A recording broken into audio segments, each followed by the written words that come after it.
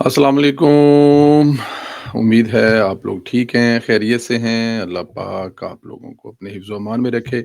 हमारी दुआएँ हमेशा की तरह आपके साथ हैं। खुश रहें, आबाद रहें। इसी तरह खुदा की ज़ात आप लोगों को अपने हिफ्ज़-ओ अमान में रखे। हमेशा खुश रहें और इसी तरह रब रहमतें बरसाता रहे। जो गुज़ारिश की जाती है कि चैनल को सब्सक्राइब करें, बेल आइकन को प्रेस करें और ज़्यादा से ज़्यादा व्हाट्सएप ग्रुपों में लिंक शेयर करें और अपनी राय का इज़हार जो है वो ज़रूर किया करें। दोस्तों, पाकिस्तान पीपल्स पार्टी पंजाब में मुस्लिम लीग नून को चैलेंज कर रही है। काफ़ी बड़े-बड़े दावे किए गए थे और इमरान खान के साबिक तर्जुमान नदीम अफ़ज़ल चंद को लॉन्च किया गया था वज़ीर आला पंजाब मरियम नवाज़ साहिबा के मुकाबले में। मतलब जैसे और चंद साहब जो हैं वो फ़तह करने निकले थे कि मैं पंजाब फ़तह कर लूँगा और उन्होंने जो जो शुरुआत की हैं वो बड़े अच्छे ज़िले से की हैं। मेरा तो आबाई डिस्ट्रिक्ट है शेखुपुरा और शेखुपुरा के हवाले में मैं बताता हूँ उनको कि शेखुपुरा उनके साथ हुआ क्या। मैं शेखपुरा के हवाले में आपको एक बात बताऊँ। हमारे बचपन में हमारे गाँव के एक अब तो वो इस दुनिया में नहीं रहे। उनको हम भाईजान कहते थे, किसी तरह चचा जान भी कहा करते थे, चाचा जी कहा करते थे। तो वो ड्राइवर थे एक जो बड़े ट्राले होते हैं, तो उस दौर में इस किस्म के जो ड्राइवर होते हैं ना, वो बड़े इज़्ज़त और मौज़ क्योंकि ट्राले कितने होते थे या बसेस के जो ड्राइवर होते थे, बाकायदा तौर पर उनका बड़ा टहका होता था। तो वो एक दफ़ा सुनाते हैं कि वो जो पंजाब से सिंध जा रहे थे, कराची जा रहे थे, बड़ा ट्राला लेकर, तो रास्ते में उनको सिंध में रोक लिया गया और ज़ाहिर है वो डाकुओं वाला राज हुआ करता था, उस दौर में सड़कें भी ऐसी होती थी। तो रोकने के बाद जब उनको लूट रहे थे तो या उन्होंने कहा, "लियाओ जी बंदा केड़ा?" वो ड्राइवर को, "कित्थों है तू? कौन है? कहाँ से?" उसने बताया, "जनाब मैं शेखुपुरा से हूँ।" अब ज़ाहिर है वो लोग गाँव का नाम नहीं बताते, डिस्ट्रिक्ट का नाम बताते हैं, शेखुपुरा से हूँ। तो उसने रोका, उन्होंने कहा, "ठहरो, ठहरो, वेट करो यार।" वो मोहतरमा बेनज़ीर भुट्टो साहिबा का दौरे हुकूमत था।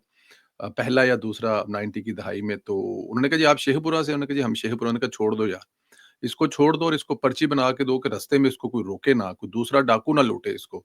वजह ये है कि जो शेखपुरा है उसको पंजाब का लाड़काना कहा जाता है क्योंकि उस दौर में कौमी असम्बली की 5 या 4 थी सीटें और जो सूबाई असम्बली की 8-10 सीटें थी, वो तमाम की तमाम पाकिस्तान पीपल्स पार्टी ने जीती थी। हमारे तवक्कुलुल्लाह खान तवक्कुल विरक साहब होते थे, अल्लाह उनका अगला सफ़र आसान फरमाए, हम हमारे एमएनए भी हुआ करते थे वो। तो वो मतलब कि शेखुपुरा किसी दौर में गढ़ हुआ करता था पाकिस्तान पीपल्स पार्टी का, तो शायद चंद साहब के दिमाग में, ज़हन में वही बात थी कि मैं शेखपुरा जाता हूँ। लेकिन टोटल जो जो चंद साहब जो ने वहाँ पे जलसा किया है, वो एक गली में जलसा किया है और उस गली में जलसे में 100 बंदे ने हाज़िरी दी है। और वो जो पार्क टाइप छोटा था और वो ये भी बताने वाले बताते हैं कि उसके दरवाज़े अंदर से लॉक कर दिए गए थे कि जेड़े 4 बंदे आ गए ने, वो चंद साहब दी तकरीर सुनन तो बगैर जा नहीं सकदे।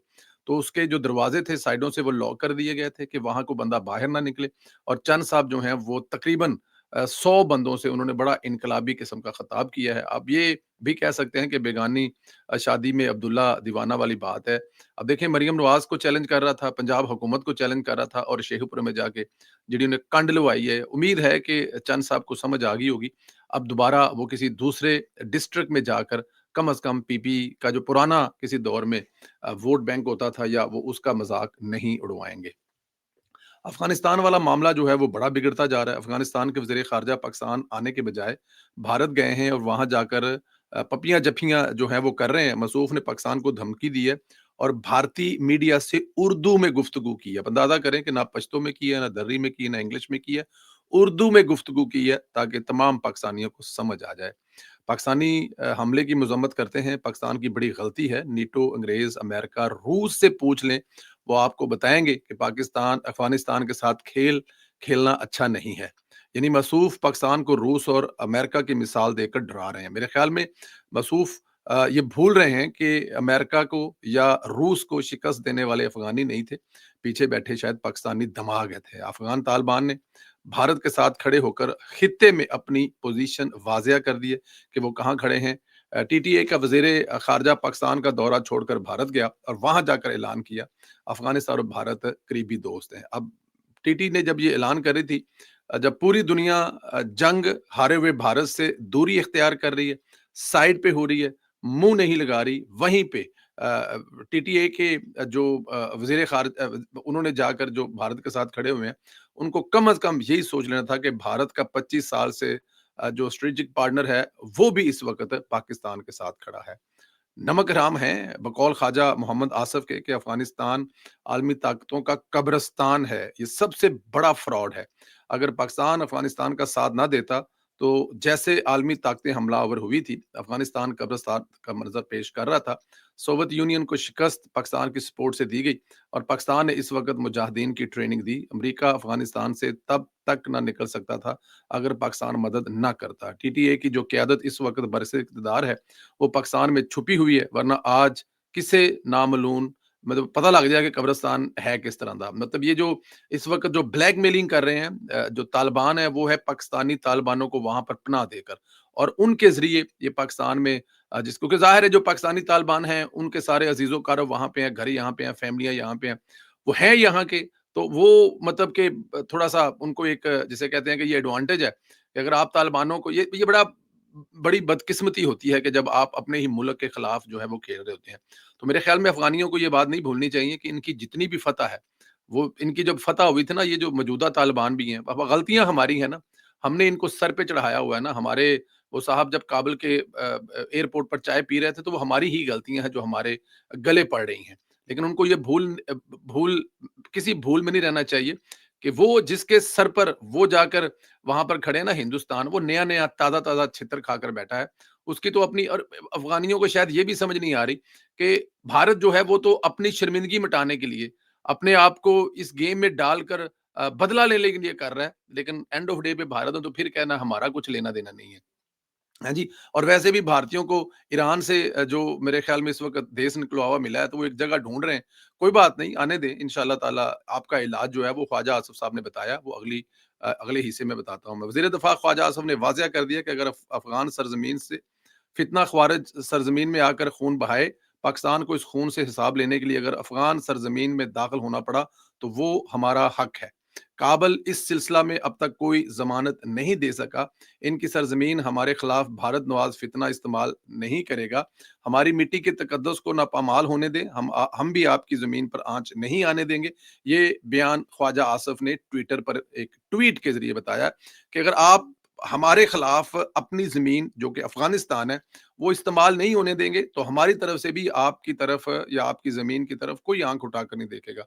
लेकिन अगर आप का ज़मीन आपकी जो वहाँ पर जो गेम खेली जा रही है, जो कारस्तानियाँ की जा रही हैं, अगर वो इसी तरह जारी रखी, तो जनाब फिर हम आएँगे और बिल्कुल इसी तरह घर में घुस कर मारेंगे कि फिर आप लोगों के पास कोई दूसरी चॉइस नहीं बचेगी। फिर आपको मार खानी पड़ेगी। मेरे ख़्याल में अफ़गानिस्तान को ये समझ आ जानी चाहिए कि जिस दिन पाकिस्तानी फ़ौज जो हैं, वो अफ़गानिस्तान में घुसकर अफ़गानियों को मारेंगी, क्योंकि अब वो अंदर घुसने वाला कोई नहीं है। अब वो जो जंग है ना, वो ऊपर वाली है। तो ऊपर से जब इनको मार पड़ेगी और इनके पास तो अल्लाह माफ़ करे वो ज़मीन पे रेंगते हुए नीचे कहाँ जाएँगे? और फिर एक बात और भी है, ये बात नहीं भूलनी चाहिए कि पाकिस्तान अफ़गानिस्तान के अंदर बड़ा तगड़ा है, बड़ा स्ट्रॉन्ग है। उसके जो असासे हैं ना, वो हर जगह पे हैं, और वो जब निशानदेही लेकर टारगेटेड ऑपरेशन करेंगे, तो अफ़गानियों का कख नहीं बचेगा। तो अफ़गानियों को ये जंग नहीं शुरू करनी चाहिए, और ख़ास तौर पर इस वक़्त जब पाकिस्तानी फ़ौज बहुत ज़्यादा गुस्से में है, क्योंकि हमारा मुल्क बेहतरी की तरफ जा रहा है, और अफ़गानिस्तान के रास्ते हमारे मुल्क की वो जो बढ़ती हुई इकॉनमी है, उसको हर रोज़ कोई ना कोई झटका देने की कोशिश की जाती है। डीजीआईएस ने 9 मई पर फिर वाज़िया कर दिया है कि 9 मई पर हमारा मौक़िफ़ बिल्कुल वाज़िया है। ये फ़ौज का नहीं, कौम का मुकदमा है। कोई मुल्क इस वक़्त तक आगे नहीं बढ़ सकता, जब तक इन वाक़यात की मनसूबाबंदी करने वालों को कैफ़रे किरदार तक नहीं पहुँचाया जाता। जिस मुल्क में आप अफ़वाज और शहदा की यादगारों को जलाएँगे, भाग जाएँ, तो इस मुल्क के अदालती निज़ाम पर एक बहुत बड़ा सवालिया निशान है। उन्होंने कह दिया कि अफ़गानिस्तान को भी कह दिया कि टीटीपी साँप है, उन्हें पालोगे तो खुद भी नुकसान उठाओगे, और उन्हें अफ़गान हुकूमत को तरीही तौर पर हम ये बताते हैं, जो सांपों नॉन स्टेक एक्टर होते हैं, उनको जो भी पालता है वो खुद नुकसान उठाता है। ये सिर्फ़ अफ़गानिस्तान नहीं, हमारे लिए भी खतरा है। साँप पालने वाला कभी महफूज़ नहीं हो सकता। उसकी सबसे बड़ी मिसाल पाकिस्तान है कि पाकिस्तान ने अफ़गानिस्तान के रूप में जो साँप पाले हैं, मेरे ख़्याल में वो आपके सामने हैं। इस वक़्त जो सबसे बड़ा पाकिस्तान को उन साँपों से प्रॉब्लम है, जो हमने पिछले 40 साल से पाले हैं, ان کو کھلایا ہے, پلایا ہے, اپنی جائیدادوں, زمینوں میں حصے دار بنایا ہے, اپنے آئی ڈی کارڈ دیے ہیں, اپنے پاسپورٹ دیے ہیں, لیکن ان سانپوں نے جو ہمارے ساتھ کیا وہ سب آپ کے سامنے ہے. جو پی ٹی آئی کا بیانیہ بناتی ہے کہ ہمیں مائک کی سہولت نہیں چاہیے, ہم روز ٹی وی پر آ کر بیانیہ نہیں دے سکتے, فوج کو اس گھٹیا بیان بازی, بیانیوں سے اور سیاست سے دور رکھیں. آپ کو سیاست پیاری, ہمیں اپنی سیاست میں نہ لائیں.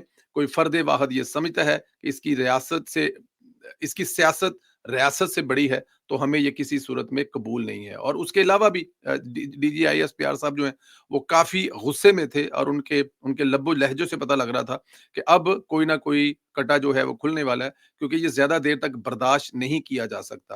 اور خاص طور پر جو سہولت کار ہیں, جو سہولت کاری کر رہے ہیں, ان کا تو بالکل ہی, ان کو تو انہوں نے 3 چوائسیں دی ہیں, یا تو چھوڑ دیں, یا ان کا بتا دیں, ہمارے حوالے کر دیں, یا پھر آپ تیار ہو جائیں, کیونکہ اگلی باری جو ہے سہولت کاری کرنے والوں کی ان دہشت گردوں کے ساتھ ہی ہیں.